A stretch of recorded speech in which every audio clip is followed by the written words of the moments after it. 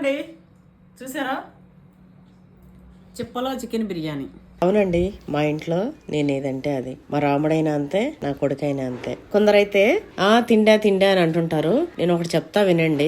మహిళ ఎప్పుడు గట్టిగా తినాలి, ఆరోగ్యంగా ఉండాలి. అప్పుడే ఇల్లుని గాని, పిల్లల్ని గాని, హస్బెండ్ ని గాని, అత్తమామల్ని గాని మంచిగా చూసుకోగలదు. ఇంట్లో ఇల్లాలు ఆరోగ్యంగా ఉంటేనే ఇల్లంతా ఎవరికి ఏ లోటు లేకుండా అందరూ ఆనందంగా ఉంటారు. అట్లే ఏ ఇంట్లో అయితే మహిళని ఏడిపించకుండా చూస్తారో, ఏ ఇంట్లో అయితే మహిళని హ్యాపీగా ఉంచుతారో, ఏ ఇంట్లో అయితే మహిళ హ్యాపీగా ఉంటుందో, ఏ ఇంట్లో అయితే మహిళ సలహాలు పాటిస్తారో, ఏ ఇంట్లో అయితే మహిళ సొంతంగా నిర్ణయాలు తీసుకోగలదో ఆ ఇల్లు ఎప్పటికైనా సరే అండి ఎచ్చెల్లిపోతుంది. ఈ రోజు మహిళా దినోత్సవం. మహిళా దినోత్సవం అనే కాకుండా ఎప్పుడు కూడా మహిళని మంచిగా చూసుకుంటారో ఆ ఇల్లు కలకలలాడుతూ ఉంటుందండి. కొంతమంది అయితే పెళ్ళాన్ని కొడుతుంటారు, తిడుతుంటారు, ఆమెను అస్సలు పట్టించుకోరు, ఆమె కోరుకునే చిన్న చిన్న ముచ్చట్లను కూడా తీర్చరు. అట్లా చాలా తప్పండి. పెళ్ళానికి అప్పుడప్పుడు చిన్న చిన్న గిఫ్ట్లు వాళ్ళ తాహతకు తగ్గట్టు గిఫ్ట్లు ఇస్తూ ఉండాలి. సినిమానో, షికారో, లేకపోతే ట్రిప్ వాళ్ళ ఉన్న దానిలో తీసుకెళ్తుండాలి. అదే ప్రేమ అంటే. నా హస్బెండ్ నన్ను పట్టించుకుంటాడు అని అలాంటి వాటిల్లోనే అనుకుంటది, మస్తు మురిసిపోతుంది.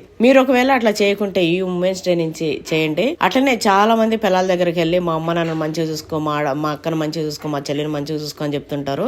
అట్లనే మీ అక్క చెల్లెల దగ్గర, మీ అమ్మ నాన్న దగ్గర నా పిల్లని మంచిగా చూసుకొని చెప్పుర్రి. అప్పుడు నిజంగా మీరు గ్రేట్. ఒకవేళ చెప్పని వాళ్ళు ఎవరైనా ఉంటే ఇప్పుడే వెళ్ళి చెప్పండి, నా పిల్లని మంచిగా చూసుకోండి, అది అందరినీ వదిలి మన కోసం వచ్చింది అని చెప్పి. ఇది కూడా తింటూనే చెప్తారా అనుకోకండి, మన కంటెంట్ ఇది కదా, సో ఇట్లా చెప్తా ఉన్నా. బిర్యానీ అయితే సూపర్ గా ఉంది. మహిళా మహారాణులందరికీ కూడా మహిళా దినోత్సవం శుభాకాంక్షలు.